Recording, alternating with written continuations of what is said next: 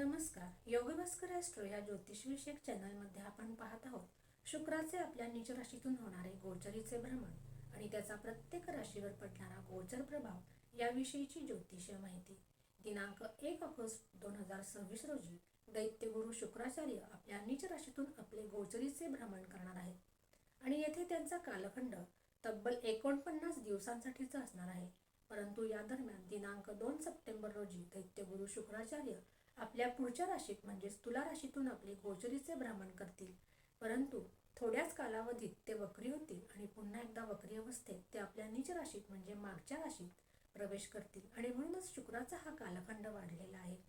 शुक्र सर्व ऐहिक सुखांचा कारक ग्रह आहे आणि प्रत्येक मानवी मनामध्ये सुखाची अभिलाषा ही कुठे ना कुठे दडून बसलेली असते आणि म्हणूनच शुक्राचे हे गोचर अत्यंत महत्त्वाचे ठरत असते. शुक्र या ग्रहावर शनीची पाप दृष्टी असणार आहे आणि दिनांक 2 ऑगस्ट रोजी मंगळ राशी परिवर्तन करेल. त्यावेळेला मंगळाची दृष्टी ही सुद्धा शुक्रावर पडेल, म्हणजे दोन पापग्रहांच्या दृष्ट्या शुक्र या ग्रहावर असणार आहे. परंतु शुक्र जरी नीच राशीत असला तरी सुद्धा शुक्र ज्या राशीमध्ये उच्च होतो त्या राशीचा स्वामी म्हणजेच गुरु हा उच्च राशीत असणार आहे. त्यामुळे ही स्थिती शुक्राच्या ह्या नीच राशीला बाधक ठरणार आहे. त्यामुळे शुक्राचे अशुभत्व हे कमी होण्यास मदत मिळणार आहे आणि म्हणूनच खगोलीय ही घटना अत्यंत महत्त्वपूर्ण आणि वैशिष्ट्यपूर्ण अशी बनलेली आहे. याचे हे राशीफल आपण आता पाहणार आहोत. शुक्र हा शुभ ग्रह आहे आणि शुक्राकडे एकच दृष्टी असते, ती म्हणजे 7वी. असा हा शुक्र प्रत्येक राशीसाठी कसा असणार आहे याची माहिती आता आपण जाणून घेणार आहोत. हे राशीफल आपल्या चंद्र राशीवर आधारित आहे. ज्यांना आपली चंद्र राशी माहीत नाही अशांनी हे राशीफल आपल्या नामराशीनुसार पाहावे. राशींच्या क्रमानुसार सर्वप्रथम मेष राशी. मेष राशीच्या जातकांचा जर विचार केला तर त्यांच्यासाठी द्वितीय आणि सप्तम भावाचा हा शुक्र स्वामी आहे आणि त्यांच्यासाठी तो षष्ठातून आपले गोचरीचे भ्रमण करणार आहे. हा भाव रोग, रिपू आणि ऋण यांचा भाव आहे. द्वितीय भाव हा वाणीचा भाव आहे. त्यामुळे तुमच्या वाणीवर नियंत्रण ठेवणे तुम्हाला या कालखंडात गरजेचे असणार आहे.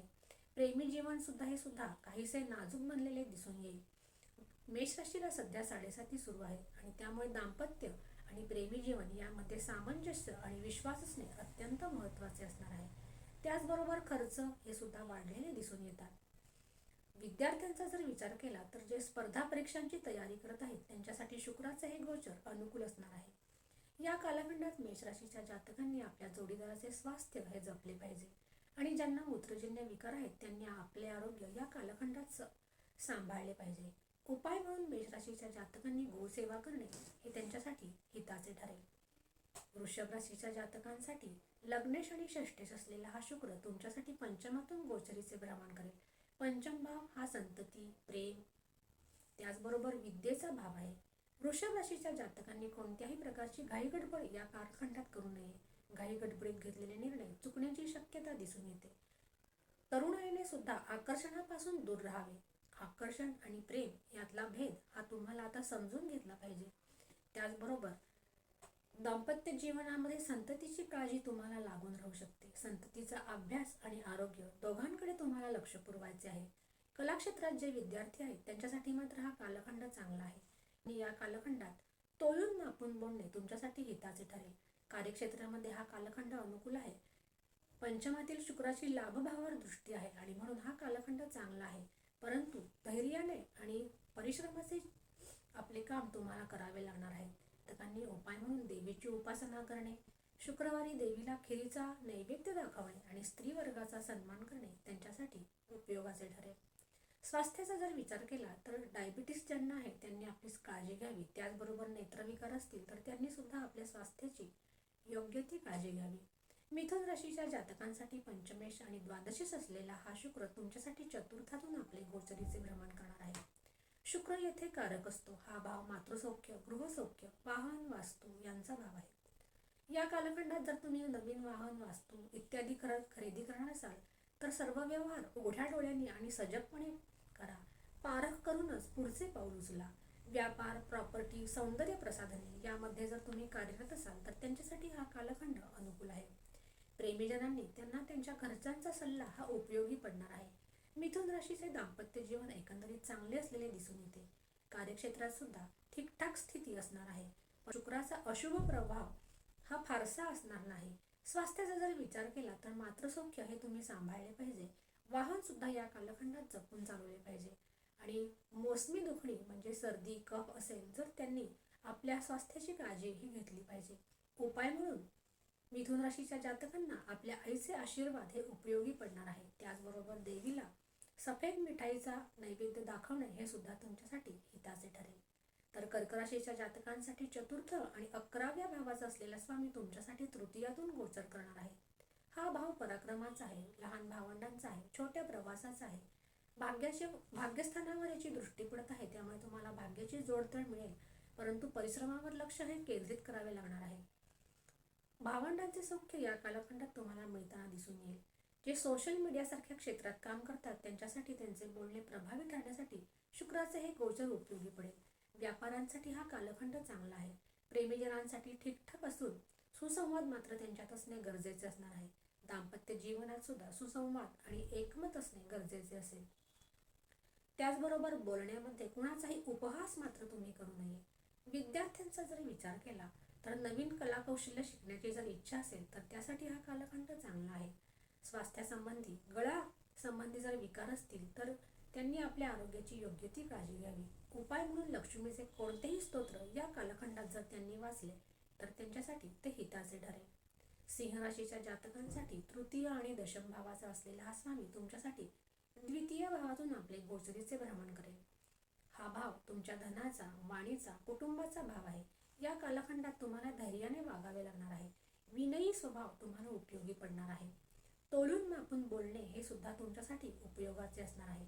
शुक्रजन्य व्यापार जर करत असतील म्हणजे जर हॉटेलिंग असेल, त्याचबरोबर सौंदर्य प्रसाधने असतील, ज्वेलरी असेल तर त्यांच्यासाठी हा कालखंड चांगला आहे. प्रेमी जीवनात सुद्धा आपले बोलणे तुम्ही मधाळ ठेवले पाहिजे, नाहीतर त्यामध्ये बाधा येण्याची शक्यताही दिसून येत आहे. दाम्पत्य सौख्य हे सुद्धा चांगले असलेले दिसून येत आहे. सासूरवाडीकडून जर तुम्ही आर्थिक व्यवहार करत असाल तर त्यात तुम्ही सावधानता ही बाळगली पाहिजे. विद्यार्थ्यांना सुद्धा हा कालखंड चांगला असणार आहे, परंतु काम करणे, परिश्रम करणे तुमच्यासाठी महत्त्वाचे असणार आहे. सिंह राशीच्या जातकांसाठी मूलमंत्र म्हणजे कोणत्याही प्रकारची नवीन जोखीम या कालखंडात तुम्ही स्वीकारू नये. स्वास्थ्याचा जर विचार केला तर ओरल प्रॉब्लेम तुम्हाला सतावू शकतात. त्याचबरोबर ज्यांना मधुमेह आहे त्यांनी सुद्धा आपले स्वास्थ्य हे सांभाळले पाहिजे. उपाय म्हणून शुक्रवारी खडीसाखरीचे वाटप मंदिरात केल्यास तुम्हाला ते हितकारक ठरेल. कन्या राशीच्या जातकांसाठी द्वितीय आणि नवम भावाचा असलेला हा स्वामी तुमच्या लग्न भावावरच म्हणजे व्यक्तिमत्व भावावरून गोचरीचे भ्रमण करणार आहे. द्वितीय आणि नवम भावाचा स्वामी म्हणून शुक्र तुमच्यासाठी चांगला आहे, परंतु तो आपल्या नीच राशीत असणार आहे, त्यामुळे त्याची फळे मिळताना काही ना काही त्रास उद्भवण्याची शक्यता ही नाकारता येत नाही. या कालखंडात स्वतःवर विश्वास ठेवणे हे तुमच्यासाठी अत्यंत महत्त्वाचे आहे. स्वतःला कमी लेखू नका, त्याचबरोबर स्वतःच्या कामावर विश्वास ठेवा. कोणत्याही प्रकारच्या प्रलोभनांना कन्या राशीच्या जातकांनी बळी पडू नये. दाम्पत्य जीवन कन्या राशीचे ठीकठाक असलेले दिसून येत आहे. एकमेकांमध्ये सुसंवाद असणे तुमच्यासाठी गरजेचे असणार आहे. विद्यार्थ्यांचा जर विचार केला तर विद्यार्थी वर्गाने फालतू आत्मविश्वास बाळगू नये. त्यासाठी अभ्यासावर लक्ष केंद्रित करणे तुमच्यासाठी हिताचे ठरेल. स्वास्थ्याचा जर विचार केला तर ज्यांना पचनसंस्थेसंबंधी आजार असतील तर त्यांनी आपल्या स्वास्थ्याची काळजी घ्यावी. त्याचबरोबर संक्रमणाने पसरणारे रोग, व्याधी यापासून सुद्धा रक्षण होण्यासाठी त्यांनी आपली योग्य ती काळजी घ्यावी. उपाय म्हणून शुक्रवारी देवीचे दर्शन घ्यावे. शुक्रवारी देवीच्या देवळामध्ये पांढऱ्या मिठाईचा नैवेद्य अर्पण करावा. त्याचबरोबर शुक्राच्या बीजमंत्रांचा जप त्यांच्यासाठी हिताचा ठरेल. तर तुळ राशीच्या जातकांसाठी लग्नेश आणि अष्टमेश असलेला हा शुक्र तुमच्यासाठी व्ययभावातून म्हणजेच 12व्या भावातून गोचरीचे भ्रमण करणार आहे. या भावामध्ये शुक्राला दोष लागत नाही, परंतु खर्च हा वाढणार आहे. हा शुक्र जर स्वतःवर खर्च करायला लावेल तर तो हितासाठी असणार आहे, परंतु खर्चाचे नियोजन हे मात्र तुम्ही केले पाहिजे. परदेशी व्यापार करणाऱ्यांसाठी हा कालखंड चांगला आहे. प्रेमीजनांसाठी हा कालखंड फारसा अनुकूल दिसून येत नाही. त्यांच्यामध्ये सुसंवाद असेल तरच प्रेमी जीवन हे टिकू शकते, अन्यथा त्यामध्ये बाधा होण्याची शक्यता नाकारता येत नाही. घरामध्ये सुद्धा तुम्हाला तुमच्या विचारांची देवाणघेवाण ही तुमच्यासाठी हिताची असणार आहे.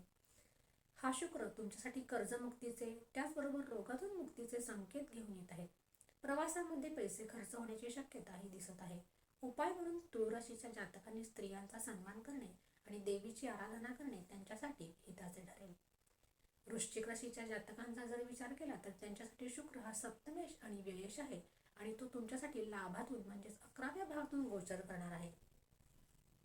तुम्हाला लाभाचे संकेत तर हा शुक्र घेऊन येत आहेत, परंतु त्याचबरोबर हा विलंबाने आणि संयमाची परीक्षा घेऊनच तुम्हाला फळ देणार आहे. व्यापारात जुनी येणी वसूल करण्यासाठी हा कालखंड चांगला आहे. त्याचबरोबर व्यापारामध्ये कागदपत्रांची पूर्तता केल्याखेरीज कामाला सुरुवात करू नये.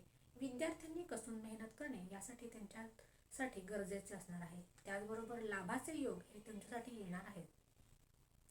वृश्चिक राशीच्या जातकांनी या कालखंडात चांदीची एखादी वस्तू किंवा दागिना आपल्याजवळ जर ठेवला तर त्यांच्यासाठी ते हिताचे ठरेल. धनुराशीच्या जातकांसाठी षष्ठेश आणि लाभेश असलेला हा स्वामी तुमच्यासाठी दशमातून आपले गोचरीचे भ्रमण करेल. दशम स्थानामध्ये शुक्राला कारकत्व नसते आणि येथे तो दिग्बलविहीन असतो आणि म्हणूनच हा काळ तुमच्यासाठी सावधतेने व्यतीत करण्याचा कालखंड असणार आहे. कार्यक्षेत्रामध्ये योग्य ती सावध आणि सतर्कता बाळगणे तुमच्यासाठी हिताचे ठरेल. पुढे जाऊन काम करण्यापेक्षा बॅकफ्रंटवर तुम्हाला काम केलेले जास्त सोपे पडेल. व्यापारामध्ये जर भागीदारीत व्यवसाय करत असाल तर सजगता बाळगणे हे उपयोगी ठरेल. प्रेमी जीवनात सुद्धा विश्वास हा महत्त्वाचा असणार आहे. कार्यक्षेत्रातील व्यस्ततेमुळे दाम्पत्य जीवन हे बाधित होणार नाही याकडे लक्ष पुरवणे हे गरजेचे ठरेल. त्याचबरोबर या कालखंडात घरच्यांना सुद्धा पुरेसा वेळ देणे तुमच्यासाठी हिताचे ठरेल. स्वास्थ्याचा जर विचार केला तर ज्यांना गुडघे कंबरदुखी आहे त्यांनी आपल्या स्वास्थ्याची योग्य ती काळजी घ्यावी. शुक्रवारी देवीला नैवेद्य दाखवणे, स्त्रियांचा उचित सन्मान करणे तुमच्यासाठी गरजेचे आणि हिताचे सुद्धा असणार आहे. मकर राशीच्या जातकांसाठी पंचमेश आणि दशमेश असलेला हा शुक्र तुमच्यासाठी नवमातून म्हणजेच भाग्यातून आपले गोचर करेल. मकर राशीला कारक असलेला हा शुक्र त्यांना भाग्याची जोड मिळवून देणार आहे, परंतु असे असले तरी हा शुक्र नीच असणार आहे. त्यामुळे शुक्राचे कार्य हे मंद गतीने आणि संपूर्ण फलाची अपेक्षा न ठेवता हे करावे लागणार आहे. प्रयत्न हे तुम्हाला करावे लागणार आहेत. नोकरीत बदलाची शक्यता सुद्धा हा शुक्र घेऊन येत आहे, परंतु तुम्हाला तुमच्या वरिष्ठांचा सहयोग हा सुद्धा मिळणार आहे. धार्मिक कार्य हे सुद्धा तुमच्या हातून घडून येऊ शकतात. ज्येष्ठांचे आशीर्वाद तुमच्यासाठी मोलाचे ठरतील. प्रेमी जीवन चांगले आहे, परंतु जास्त अपेक्षा करू नयेत. पाय आपले जमिनीवर ठेवणे तुमच्यासाठी हिताचे ठरेल. दाम्पत्य जीवन हे सुद्धा तुमचे ठीकठाक असलेले दिसून येत आहे. उच्च शिक्षण घेणाऱ्या विद्यार्थ्यांसाठी हा कालखंड चांगला आहे, परंतु त्यात सुद्धा विलंब हा दिसून येतो. स्वास्थ्याचा जर विचार केला तर जुनी दुखणी, हाडे या संबंधी जर विकार असतील तर त्यांनी आपल्या स्वास्थ्याची विशेष काळजी घ्यावी. देवीची उपासना किंवा कुलदेवतेची उपासना तुमच्यासाठी हिताची ठरेल. कुंभराशीच्या जातकांसाठी चतुर्थेश आणि नवमेश असलेला हा शुक्र तुमच्यासाठी अष्टमातून गोचरीचे भ्रमण करेल. अचानक धनलाभाचे योग हे येऊ शकतात, परंतु त्याचबरोबर धोका हा सुद्धा पत्करावा लागेल आणि म्हणूनच योग्य ती कामाची पडताळणी करूनच आर्थिक व्यवहार करणे तुमच्यासाठी गरजेचे ठरेल. या कालखंडात शक्यतो नवीन गुंतवणूक ही करू नये. प्रेमी जीवन हे सुद्धा तुम्ही सांभाळले पाहिजे. दाम्पत्य जीवन हे ठीकठाक असलेले दिसून येत आहे. विद्यार्थ्यांचा जर विचार केला तर जे उच्च शिक्षण घेत आहेत किंवा रिसर्च क्षेत्रात जर काम करत असाल तर त्यांच्यासाठी हा कालखंड चांगला आहे. स्वास्थ्याचा जर विचार केला तर ज्यांना मधुमेहासारखे विकार आहेत त्यांनी आपल्या स्वास्थ्याची काळजी घ्यावी. उपाय म्हणून शुक्रवारी गोसेवा ही जरूर करावी. तर मीन राशीच्या जातकांसाठी तृतीयेश आणि अष्टमेश असलेला हा शुक्र तुमच्यासाठी षष्ठ भावातून आपले गोचरीचे भ्रमण करेल. शनी आणि शुक्र समसप्तक योग असणार आहे, त्यामुळे व्यक्तिमत्व आणि दाम्पत्य यामध्ये तुम्हाला रस्सीखेच पाहायला मिळेल. दाम्पत्य जीवनामध्ये सलोख्याचे विचार विनिमय तुमच्यासाठी गरजेचे असणार आहे. प्रेमी जीवन हे सुद्धा ठीकठाक असलेले दिसून येत आहेत. कार्यक्षेत्रामध्ये सावधतेने डील करणे तुमच्यासाठी गरजेचे ठरेल. त्याचबरोबर या कालखंडात जमेची बाजू म्हणजे नवीन ओळखी होण्यास हा शुक्र तुम्हाला मदत करेल. भागीदारीत व्यवसाय करणाऱ्यांनी सजग राहणे हे तुमच्यासाठी महत्त्वाचे आहे आणि लगेचच कोणावरही विश्वास ठेवू नये हा तुमच्यासाठी मूलमंत्र असणार आहे. विद्यार्थ्यांसाठी हा कालखंड चांगला आहे. स्वास्थ्याचा जर विचार केला तर ज्यांना पायांची दुखणे आहेत त्यांनी आपले स्वास्थ्य आणि त्याचबरोबर आपल्या जोडीदाराचे स्वास्थ्य हे सांभाळले पाहिजे. उपाय म्हणून शुक्रवारी देवीची आराधना करणे, त्याचबरोबर घरातल्या देवालयामध्ये देवीच्या फोटोसमोर किंवा तुमच्या घरात जर मूर्ती असेल तर त्यासमोर तुपाचा दिवा लावणे तुमच्यासाठी हिताचे ठरेल. अशा रीतीने आज आपण शुक्राचे निज राशीतील गोचर भ्रमण आणि त्याचा प्रत्येक राशीवर पडणारा परिणाम याविषयीची माहिती ही जाणून घेतलेली आहे.